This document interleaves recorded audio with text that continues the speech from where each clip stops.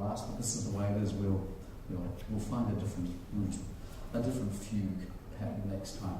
Now, music was always part of your life, or not? No, not at all. In fact, contrary to Boris and Vessa, I think my parents sincerely hoped I would never play the violin, because my sister, who's 3 years older, had started the violin at primary school, and it was so hideous that we all begged her to give it up. So there was absolutely no way that I was going to put myself through that ordeal. But music was always on in the house. My dad's an actor, and he was always in West End musicals and things, so there was plenty of music going on. And I loved classical music, and so, there was plenty of music around. And it was actually when I was 6, nearly 7, I got ill with chickenpox. And I was really bored in bed because none of my friends was allowed to visit me, and it was just my mum at home. My dad was actually away on tour, and my sister was at school, and so I said to my mum, would she please buy me a recorder, because my friends at school were learning the recorder, and so it would give me something to do. So she said, okay, I'll buy you a recorder if you will leave me alone for half an hour, because I've really got an awful lot of things to do. So she gave me the recorder and the book, and after half an hour I went to her, and she said, what's wrong with your book? I said, absolutely nothing, it's brilliant, but I need the next one now. And it was actually quite easy, because there was a diagram of the note, and there you had to put your thumb and your finger, and that was an A, and then you put a couple more fingers on, and that was a B. So I taught myself to read the treble clef, and I really liked it. And then when I got better and I went back to school, I wanted to play the piano, but then I decided I did want to try and play the violin. And so my mum went to the violin teacher and said, my daughter's very musical, please can she play the violin? He said, no, she can't start until she's 8 in the senior school. And my mum said, but she's very musical, at which point the violin teacher said witheringly, Mrs. Little, all mothers say their daughters are musical. So my mum said, no, she's really musical. She taught herself the recorder in half an hour and she's got perfect pitch. And so he agreed to give me an ear test, and he was very excited. He said, Mrs. Little, you know your daughter's very musical. So he agreed to start teaching me, and I got a grand total of 15 minutes violin lessons a week, and then after about 3 months I played something in a concert, and then the local council decided that I was allowed half an hour a week. So it makes me laugh when I think about your 2 hours a day. I was struggling with half an hour a week, but anyway, got there in the end. After about a year, the violin teacher very sweetly said that he really was soon going to not be in a position to teach me anymore, and I needed a bit more professional teaching, so he suggested I went in for a music school. So I went in for the midwifery school and got accepted. What a great start, and what a great career. And went on so far from there. We'll hear about that in a minute. Now, Lara, your beginning was in Canada, but you're Canadian. How so, music? Same as these stories you've heard? Different? Pretty different, actually. I started when I was 2 and a half on a 32nd size violin, which is about for a mouse or something. It must have sounded horrible. It was mostly because my brother, who I'm sure most of these folks know, went off one day because my mom was just annoyed at us being underfoot all the time. We were getting on her nerves, and so he goes off and he comes back with a little violin. So I was one of these younger sisters that there's no way my 4-year-old brother was going to have something I didn't. So that's why I started that early. It was pretty preposterous, actually.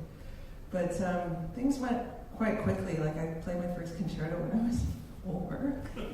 Which concerto was that? Not Last Night's Mendelssohn. It was the Bach Double. And who was your co-partner? My brother. Oh. Scott St. John. Yeah, and it is actually a bit weird because my father was a language teacher and a basketball coach, and my mother was a trucker. So there you go. It's not quite the same as circus performance. That's just way cooler. That's so cool. But yeah, it was a big surprise. Actually, it's quite strange. Any other siblings sort of at our level, all of them that we know of have, if almost always, both parents are musicians. So it's pretty weird that our folks were totally not. In fact, my dad used to, sort of play guitar, like old Québécois songs and stuff like that. But since, I think when I was about 3, I started tuning his guitar for him because it was just, man, I couldn't deal. And he didn't know how to tune his own guitar. was there ever a point where your parents said, well, first you really have to consider getting a real job? There's no career in music. Did that ever happen to you? Well, you know, we sort of had a career since the age of 4 and 6, so they never really were thinking about real jobs, I think, at that point. And it's just something, it's kind of a weird, I mean, I'm sure everybody here is the same, but it's just weird. You never really did anything else. I mean, I kind of did lots of other things later on, but at that point, it would have been weird not to, you know, to become an accountant, or Any here? Yes,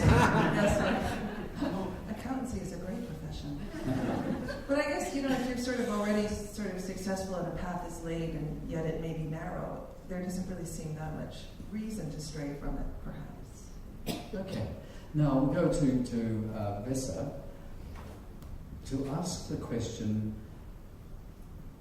what was the first competition or a competition you entered that really helped you along, and why do you think it did?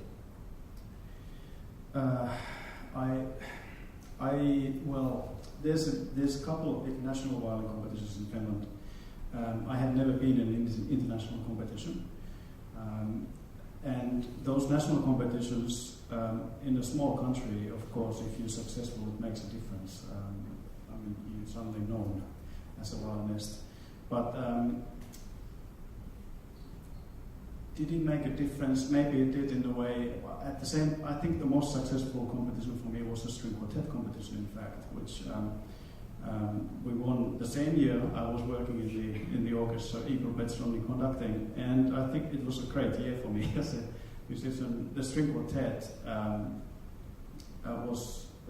we suddenly got many concerts, which of course is great for a young lad, as I was then, to play chamber music. And I think actually that part of that success in the competition made a huge difference. Again, what I became as a musician. Did that answer your question? Well, yes, the competition played a part in your life, especially in chamber music. Yeah. I mean, I won the national competition, which of course was nice. But yeah, as I said, the string quartet competition somehow was more valuable for me. Tasman, did you ever have to face a panel of judges? Yes, absolutely. Probably the first, well, I went in for various prizes because there were various things that you could do to get money to study and things like that. And there was one competition that I steadfastly failed every single time that I got through the first round. So I gave up on that one.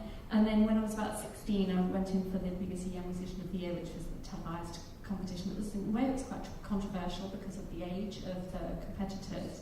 And the top age was 18 or 19. I was 16, I was the youngest person in the string finals, and I certainly hadn't thought that I was going to get anywhere near that. I thought it would just be interesting to kind of test the water, see how I was going in relation to, you know, to other people nationally. So I was really surprised when I got into the string finals. I came third, which, you know, was sort of disappointed by that time because I thought, oh gosh, well, you know, maybe I might do quite well here. But I'm really glad that I didn't do better at that point in time, because I really think one of the things about competitions is that you really have to be ready for whatever the result is going to be. I definitely was not ready at 16 to win that competition. I'd have gone on to a merry-go-round of all sorts of concerts that I had no repertoire for or anything like that. So to this day, I'm intensely grateful that I didn't win it. And but it got me sort of into the public domain, and then I was invited to do some concerts. So that was actually really helpful because I didn't win it, therefore I didn't get pushed beyond my capability at that point in time, but I did get given concerts which gave me much needed experience. And then a bit later I went into the international competition, and then you win an international competition, which was the first time I met Dean. And Sorry, so the flesh, it was, the name I'm wrong. But anyway, I went in for the flesh, that was another disaster, didn't do very well there either. But I went in for the menuing competition and I got the silver medal for that, and the person that won it was from China, and he got sort of taken back to China and not allowed out to come and do some of the concerts. So I got given the concerts that he couldn't do, so that was quite good too. So yes, competitions have shaped my life. The only one I've ever won was the quite prestigious gold medal at my at the Guildhall School of Music, where I was studying, and that was great because that was a fantastic experience. I played the Brahms Concerto and I absolutely loved playing the Brahms Concerto, and then I went and won it, and I thought, right, okay, that's fine. I've won something, now I'm going to stop. I'm going to ask the next question, following on from Cho Lin. Can I ask you this question? Do competitions ever stop? Do you ever stop being a competitor? No, I don't stop, especially on a tennis court. He knows that, yes. No, I think everybody works differently. Everybody's mind works differently, and I find myself feeling not competitive toward other violinists, but I think I'm just very driven about what I want to achieve and what I think is perhaps the best way I can play the violin. So and just in general about life, about whatever goal I've set out to do, and it's if it's important enough for me to focus entirely on that, then I should devote only my 110% on it. And so in that sense, I remain competitive to this day because I just want to do whatever it is that do it my best, highest level. Whatever it is, sometimes it's music, sometimes it's tennis. What else do you try to balance in your life so you get a balanced life, if that's possible, if you're a professional musician? I don't know. On the tennis court, in the earlier days, I used to get frustrated when I missed shots and stuff. I used to destroy my racket. And then I realized perhaps it's not a good thing to do, because if you get used to that, next thing you know, you're trashing your violin. There'll be a lot of regret, and the insurance company probably won't be really happy. But I think it's a general philosophy, Kerry. I think those of us who teach, we expect a lot from our students as well, and we want them to do well. But then, how do you sort of back off at a certain point when you think, whatever I would ask myself, I shouldn't ask all my students to do, because they work differently. They have different personalities and outlooks. So it's a constant adjustment, I think. But that's part of the fun of growing up and learning. Right. Lara, the next question for you. Here comes the microphone. Now, sometimes you need a companion to help you through your music, or to be able to say all the bad things too that you wouldn't say to anything else. You've got a pet iguana, haven't you? I do. Who here has a pet iguana? Now, why a pet iguana? In your apartment in New York, am I right? Yeah, he has his own little jungle in the corner. He's a house iguana, so he just walks around. Hey. A big hand for Mark Kaplan, just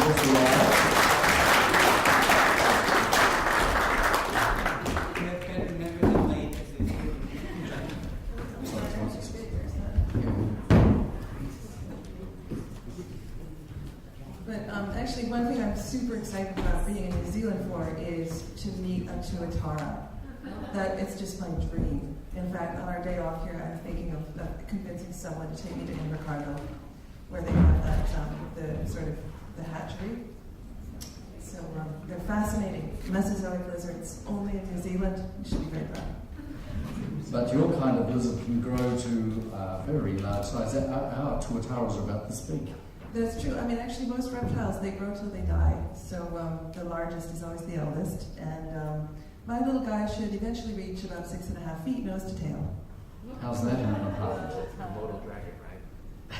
He's a blue diamond green iguana. So, yeah. Komodos are far bigger. They can reach alligator size. So. They also have bacterial saliva, which is not good. Komodos are not good pets. Thanks, Lara.